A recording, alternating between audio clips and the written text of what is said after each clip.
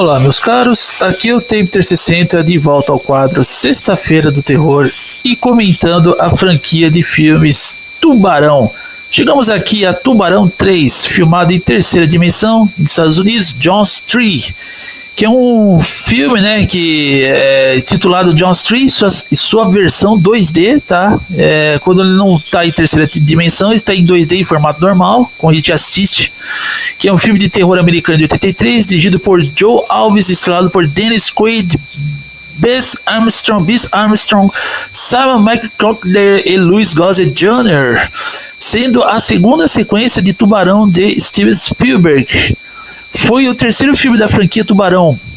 Enfim, o filme fez uso do efeito terceira dimensão durante o interesse renovado pela tecnologia na década de 80, entre outros filmes de terror como Sexta-feira 13 Parte 3 e Amityville 3D. O público do cinema podia usar óculos 3D polarizados descartáveis, aqueles de papelão, para criar a ilusão de que elementos penetravam na tela. Outra curiosidade, Pesadelo Final, a morte de Fred nos anos 90, também a gente tinha que assistir usando esses óculos 3D, nas cenas de 3D.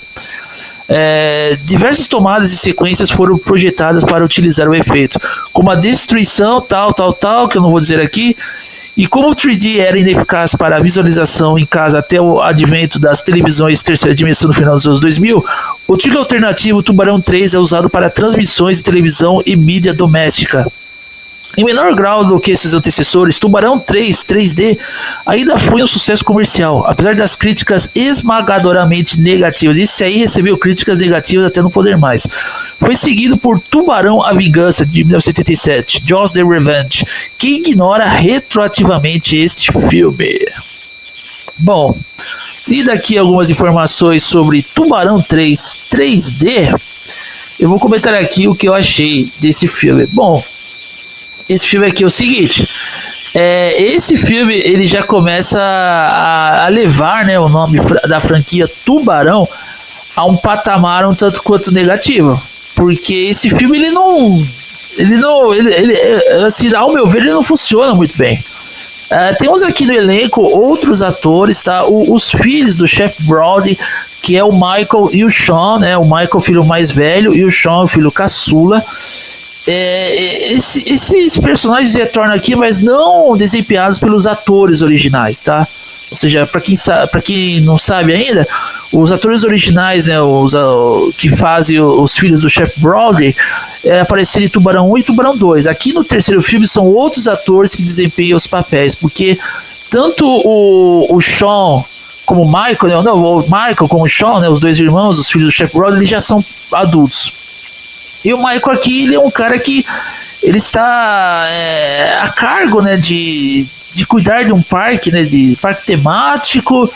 E aí a gente descobre que no filme um tubarão, né, o filhotinho de tubarão acabou procriando, tá? Como eu já disse, eu já mencionei isso em Tubarão 2, né? Os tubarões brancos, eles são praticamente crias que vão se procriando, vão nascendo mais tubarão e tudo mais, e até isso se tornar absurdamente incontrolável.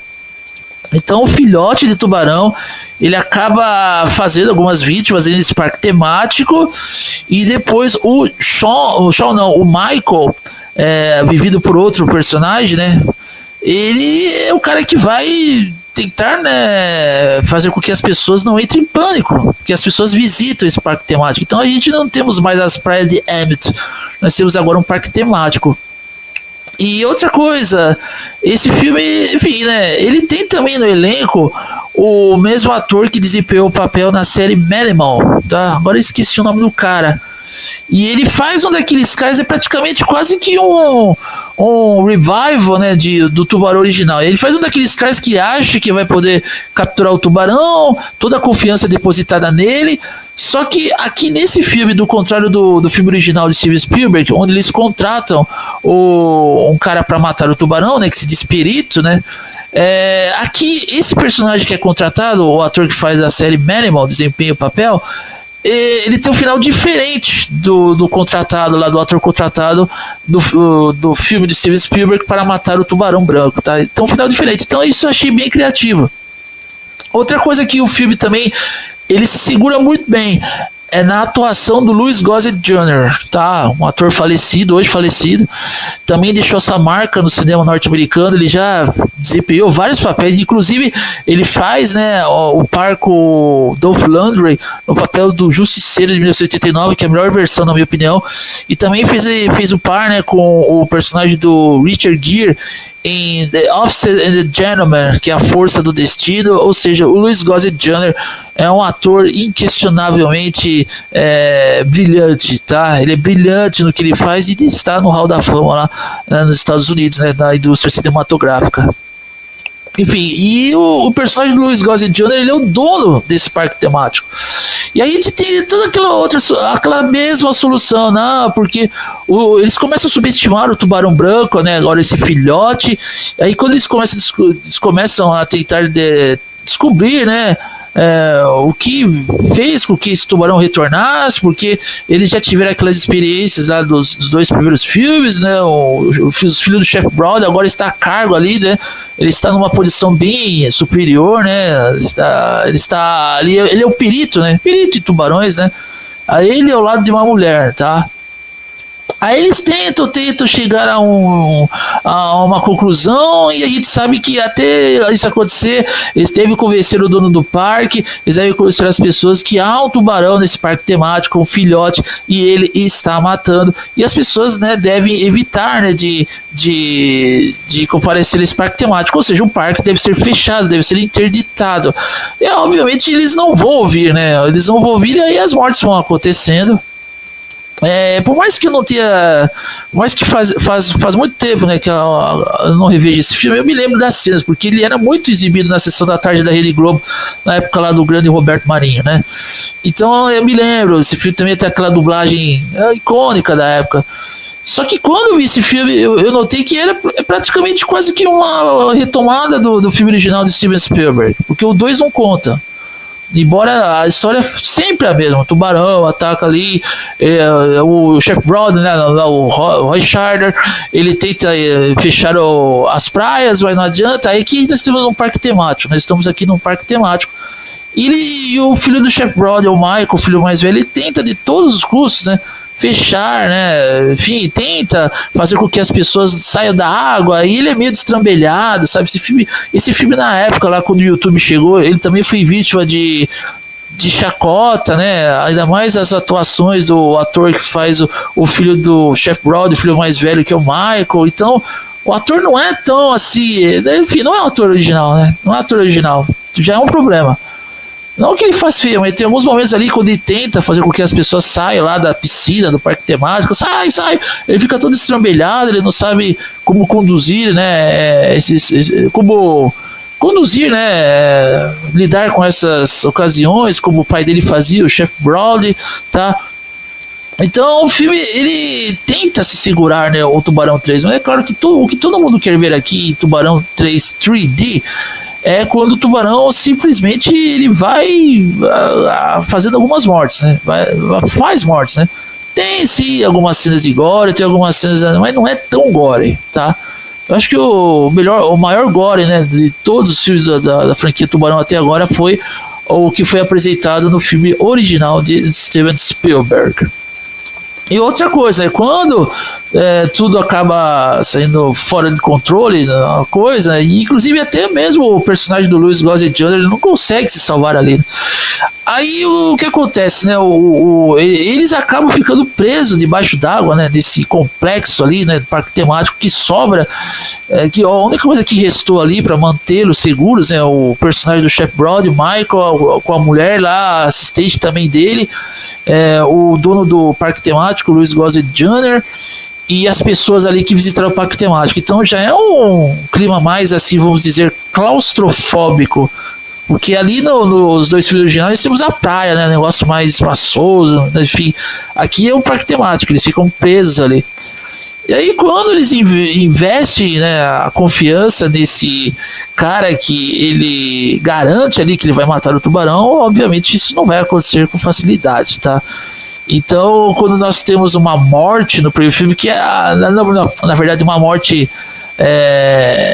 bem lá nos momentos finais do filme, né, no último ato do filme, temos também o momento onde o tubarão ele quebra aquela vidraça, né, que é uma vidraça reforçada, onde o personagem do Chef Brody, que é o Michael, como já disse aqui, junto com a assistente dele, e até mesmo o dono do parque, o personagem do Louis Gossett Jr., eles estão ali, e no que sobrou, né, desse parque temático, eles estão protegidos ali, mas obviamente quando o tubarão ele força essa barreira de vidro, ele acaba quebrando. E aí que a gente vê aquele momento tosco do filme, né? Porque ali, quando você não está assistindo um filme terceira dimensão em 3D com os óculos 3D, você está vendo ele convertido em 2D, a experiência não é tão interessante, tá? Porque esse filme originalmente ele foi concebido em 3D e o efeito terceira dimensão ele funcionava muito bem para a época, porque hoje mesmo, né, que, por exemplo, os Vingadores, os Vingadores fizeram os Vingadores ali em 3D, mas é tudo HD, efeito digital, então o 3D não funciona, porque é meio artificial, é totalmente, deixa, né, as cenas artificiais. Na época não. Na época a gente tinha que usar aqueles óculos de papelão e eles realmente faziam uma espécie de esquema ali, né?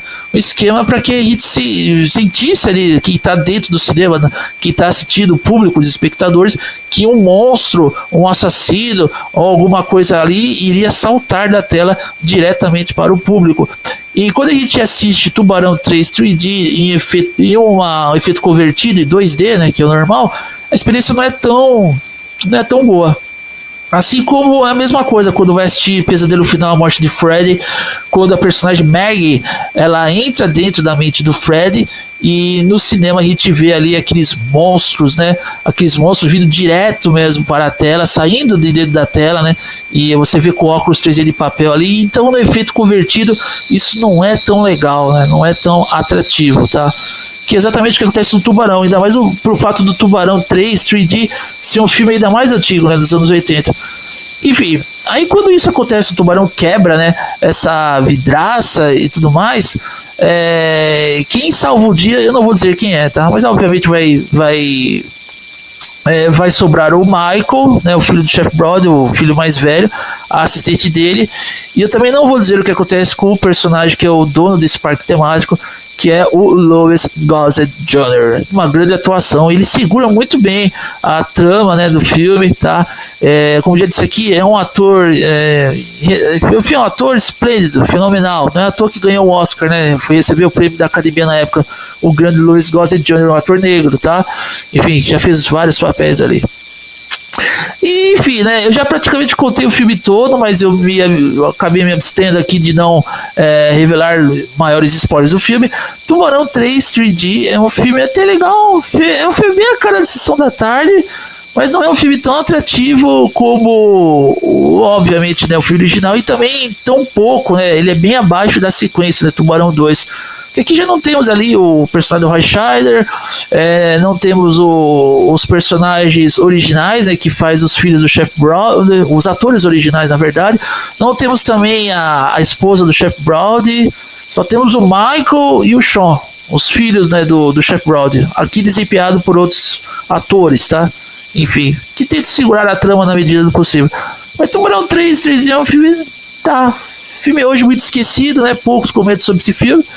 Eu daria uma nota 7, uma nota 7.8, acho que está de bom tamanho. Fiquem ligados no canal Tempo 60, que sexta-feira eu volto comentando o último filme da franquia Tubarão, que é Tubarão 4, A Vingança, onde algumas coisas são ali apresentadas num nível bem exagerado, que eu vou comentar na próxima sexta, no quadro Sexta-feira do Terror. Eu sou o Tempo 60 e um abraço a todos, meus caros. Vejo vocês na próxima. Falou!